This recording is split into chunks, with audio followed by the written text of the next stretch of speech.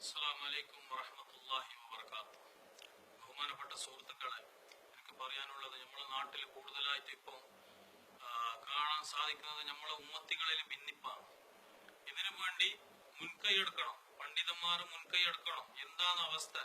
ഇന്ന് മംഗലാപുരത്തെ വളരെയധികം ദയനീയമായ അവസ്ഥയാണ് നമ്മൾ കണ്ടുകൊണ്ടിരിക്കുന്നത്.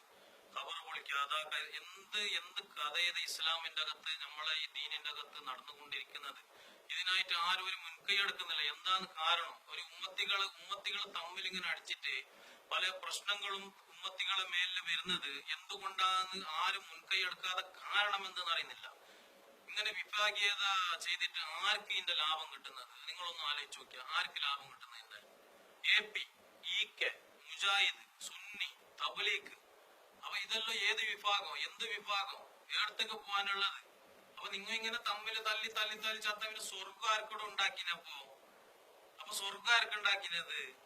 മൃഗങ്ങൾക്ക് പോകാൻ വേണ്ടിട്ടാ?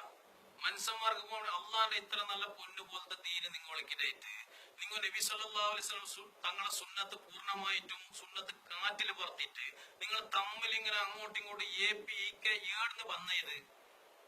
അപ്പൊ ഈ പണ്ഡിതന്മാരെല്ലാം വലിയ പണ്ഡിതന്മാരുണ്ട് കേരളത്തില്. പറഞ്ഞെങ്കിൽ ഏറ്റവും ഇന്ത്യയിൽ വെച്ചിട്ട് മുത്തുകളാണ് പണ്ഡിതന്മാരുള്ളത്. അപ്പൊ ഇവരെല്ലാം ഇങ്ങനെ സൈലന്റ് ആയിരിക്കുന്ന കാരണം എന്തെന്ന് അറിയുന്നില്ലാലോ. അപ്പൊ ഞമ്മൊന്ന് ആലോചിക്കേണ്ടത് എന്ത് കഥ എന്ത് ഇത്? ഇങ്ങനെ ഉമ്മത്തി തമ്മിൽ അടിച്ചിട്ട് ഇങ്ങനെ ഇതായിട്ട് ആരാന്റെ ഉമ്മാന്റെ മക്കളെല്ലാം മരിച്ചിട്ട് പോകുന്നവരൊന്ന് കത്തിക്കുത്തോ ഇതെല്ലാം ആയിട്ട് എന്താവശ്യമുണ്ട്? ഇതാ ദീന് പഠിപ്പിച്ച അല്ലാഹു റസൂല് നബി സല്ലല്ലാഹു തങ്ങളും സഹാബാക്കൾ പഠിപ്പിച്ച ദീന ഇതാ.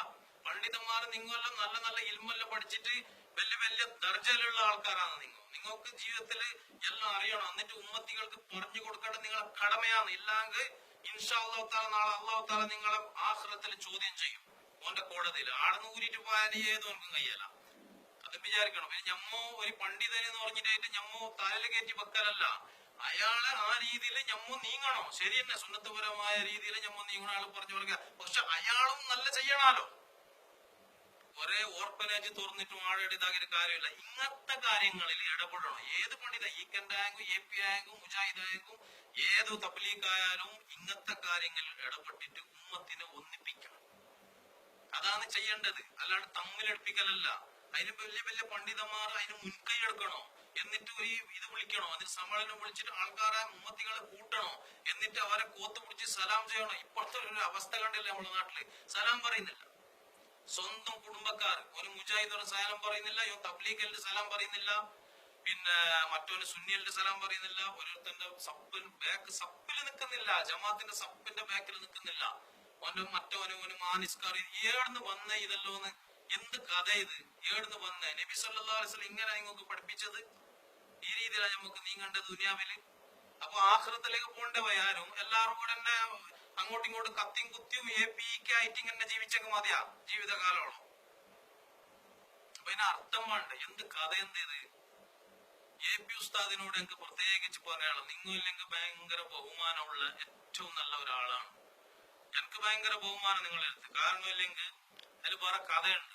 നിങ്ങൾ ചെയ്യുന്നെല്ലാം നല്ല കാര്യങ്ങളാണ്. എത്ര അൽഹംദുലില്ലാഹ് നിങ്ങൾ കേരളത്തിൽ അറിയപ്പെടുന്ന ഒരു മുത്താണ്. പക്ഷെ നിങ്ങൾ ഇങ്ങനത്തെ കാര്യത്തിൽ നിങ്ങൾ ഇടപെടണം നിർബന്ധമായിട്ടും. എന്നിട്ട് ഈ വിഭാഗീയത ഒന്ന് അവസാനിപ്പിക്കണം പ്ലീസ്. എന്നിട്ട് ഉമ്മത്തികളെ ഒന്നാക്ക്. അതിന് ശക്തിയുണ്ട്, ഖൈറുണ്ട്. കുന്തും ഖൈറ ഉമ്മത്തൻ ഉഖ്രിജത്തു ലിന്നാസ് അല്ലാഹു സുബ്ഹാനഹു വ തആല ഖുർആനിൽ പറഞ്ഞിട്ടുണ്ട്. അത് തീർച്ചയായിട്ടും ഉണ്ട്. അത് ചെയ്യേണ്ട കടമയായിരുന്നു. ഞമ്മ ചെയ്തില്ലെങ്കിൽ പിന്നെ ആര് ചെയ്യും? അപ്പന്മാര് വന്നിട്ട് ചെയ്യോ? അല്ലാഹു തആല പറഞ്ഞിട്ട് നിങ്ങളെ കൊണ്ട് ദീന് നടത്താൻ കഴിഞ്ഞില്ലെങ്കിൽ ഞാൻ കാഫിരിങ്ങളെ കൊണ്ട് ദീന് നടത്തുന്നു. ആ ഒരു അവസ്ഥക്ക് ഇന്നെത്തി. മനസ്സിലായില്ലേ? ഇതല്ല ഈ റോഡ് സൈഡുള്ള പന്തൽ കെട്ടിട്ട് കുറെ കൊടി പിടിച്ചിട്ട് പ്രസംഗിച്ചിട്ടൊന്നും കാര്യമല്ല. ഇതെല്ലാം ബാക്കിയുള്ള ആൾക്ക് കൈകൊട്ടി ചിരിക്കാനേ ഇത് വഴി തുറന്നു വെക്കൂ. അല്ലാണ്ട് ദീനിയായിട്ട് ഒരു ബന്ധമില്ല. ദീൻ എന്ന് പറഞ്ഞെങ്കിൽ അല്ലാഹു റസൂലിന്റെ മുക്കമ്മൽ സുന്നത്ത് പൂർണ്ണമായിട്ട് പിൻപറ്റിട്ട് ദീന്റെ പരിശ്രമം ചെയ്ത ഓനാണ് അഹ്ലു സുന്നത്ത് വൽ ജമാഅത്ത്. തൂക്കട ഞമ്മളെ പോലത്തെ കിട്ടുമ്പോ ശല്യല്ല അഹ്ലു സുന്നത്ത് വൽ ജമാഅത്ത്. അതെല്ലാവരും വിചാരിക്കണം. മനസ്സിലായില്ലേ? കുറെ പ്രസംഗം പറഞ്ഞിട്ടും ഓന്റെ കുറ്റം പറഞ്ഞിട്ടും സ്റ്റേജിൽ നിന്നൊരു കാര്യമില്ല. സ്റ്റേജിൽ കയറിയ പാടിനെ അള്ളാനെ പറ്റി പറയണം. ആദ്യം ഓന്റെ ഖുദ്റത്തിനെ പറ്റി പറയണം, ഈമാനെ പറ്റി പറയണം. ഈമാൻ മസ്ബൂത്താണ്. ഒരു പേടി ഭയം ഉമ്മത്തിന്റെ ഉള്ളിലേക്ക് ഇട്ട് കൊടുക്കണം പണ്ഡിതന്മാർ. മനസ്സിലായില്ലേ? എന്നിട്ട് എന്ത് ചെയ്യണോ? ഹദീസ് പറയണം. എന്നിട്ട് ഉമ്മത്തികൾക്ക് ഫിക്ർ വേണോ ഹദീസിന്റെ? സഹാബാക്കൾ ഇത്ര കഷ്ടപ്പെട്ടിന്, ഭാര്യമാരെ വിധവ ആക്കിന്, മക്കളെ എല്ലാരും യത്തീമാക്കിയിട്ട് ഞമ്മക്കും വേണ്ടിട്ട് ഫ്രീ ആയിട്ട് കിട്ടിയ കൽമ, ഫ്രീ ആയിട്ട് കിട്ടിയത് ഇല്ലാന്ന് ഏതെങ്കിലും അപ്പന്മാരെ ആലയില് പോയിട്ട് മൃഗം മറ്റേ അള്ളാക്കിനെങ്കിൽ ഇന്ന് ആലയില് നാർന്നുണ്ടാട്ടിന് ചാണത്തിൽ മുങ്ങിയിട്ട് എല്ലാവരും. ഈ ഉമ്മത്തിനെ ഇത്ര വലിയ ഹൈറായ ഉമ്മത്തായിട്ട് ഉമ്മാന്റെ ബാറ്റിന് കൽമയോട് കൂടി പുറത്തേക്കിച്ചത് അള്ളാന്റെ വലിയ തെറ്റായി. അതിനാണ് നിങ്ങൾ ഈ തമ്മിലടിച്ചിട്ട് ഇങ്ങനെ ചാകുന്നത്. അള്ള പറഞ്ഞത് എന്തിനല്ല സ്വർഗം ഉണ്ടാക്കി, എന്തിന് സിറാത്ത് പാലുണ്ടാക്കി, എന്തിന് ഇങ്ങനെ ആക്കാൻ വേണ്ടിട്ടാ? 72 73 വിഭാഗം ആവുന്ന് മാത്രം നിങ്ങളോട് ആക്കണോന്ന് പറഞ്ഞിട്ടില്ല. അത് ആയിക്കോളൂ, അതിന് നിങ്ങൾ നോക്കണ്ട. നിങ്ങൾ മുറുക്കിപ്പൊടി ഒന്ന് കെട്ടിപ്പൊടി അങ്ങോട്ട് ഇങ്ങോട്ട് മുത്ത് സലാം പറയ്. നിസ്കരിക്കും ഓന്റെ ബാക്കില് നിന്റെ നീയത്തല്ല നിങ്ങക്ക് വലുത്. നീ എന്തിനും ഓന് മുജാഹിദ്, ഓന് തബ്ലീഗ്, ഓന് സുന്നി നോക്കുന്നത്? നിസ്കാരം ഒന്ന് എല്ലാവർക്കും, ഖുർആൻ ഒന്ന്, അല്ല ഒന്ന്, നബി ഒന്ന്, ഹദീസ് ഒന്ന്. നിങ്ങൾ എന്തിനോ ആടെ പറയുന്നത്? ഇപ്പോ ഒരു ബസ് ബുദ്ധി ഉണ്ടെന്ന് ചിന്തിക്കാനല്ലേ ഉള്ളൂ. ഇത് എല്ലാം ഒന്ന് ഫോളോ ചെയ്യുന്നല്ലോ ഒന്ന്. നിങ്ങൾ ആർക്ക് അടുത്ത് എത്താനാകുമ്പോ അങ്ങോട്ടും ഇങ്ങോട്ടും ഇപ്പൊ എന്ത് സംഗതി?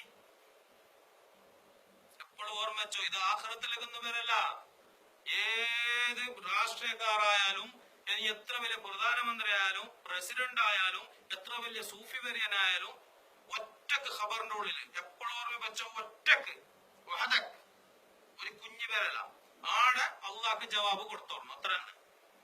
ഇങ്ങനെ ആയതുകൊണ്ടല്ലോ നമ്മളെ ദീനൊന്നും മുന്നോട്ട് പോകാല. ഇതിനെല്ലാം മുൻകൈ എടുത്തിട്ട് അള്ളാഹും അള്ളാഹ് റസൂലിനും പേടിച്ചിട്ട് ആര് ദീന്റെ പരിശ്രമം ചെയ്യുന്നവോ അള്ളാഹു താല ഓൻക്കുണ്ടല്ലോ ദുനിയാവിലും ആഖിറത്തിലും ഹൈറായിട്ട് കൊടുക്കും. അതിൽ ഒരു സംശയമില്ല. ഇത് ഞമ്മോ എല്ലാം അറിഞ്ഞുകൊണ്ട് തെറ്റ് ചെയ്യുന്നതാണ്. എല്ലാരെയും ആരോട് കാട്ടും എല്ലാരും പറയും എന്തെന്ന്? ശരി തന്നെ, സ്വർഗം ഉണ്ട് ശരി തന്നെ, ഞാൻ വിശ്വസിക്കുന്നു. ഖബർ ഉണ്ട് ശരി തന്നെ, ഞാൻ വിശ്വസിക്കുന്നു. മരിച്ചതിന് ശേഷം ജീവിതം കൊണ്ട് വിശ്വസിക്കുന്നു. നരകം കൊണ്ട് എല്ലാം അറിഞ്ഞിട്ടായിട്ട് തെറ്റ് ചെയ്യുന്ന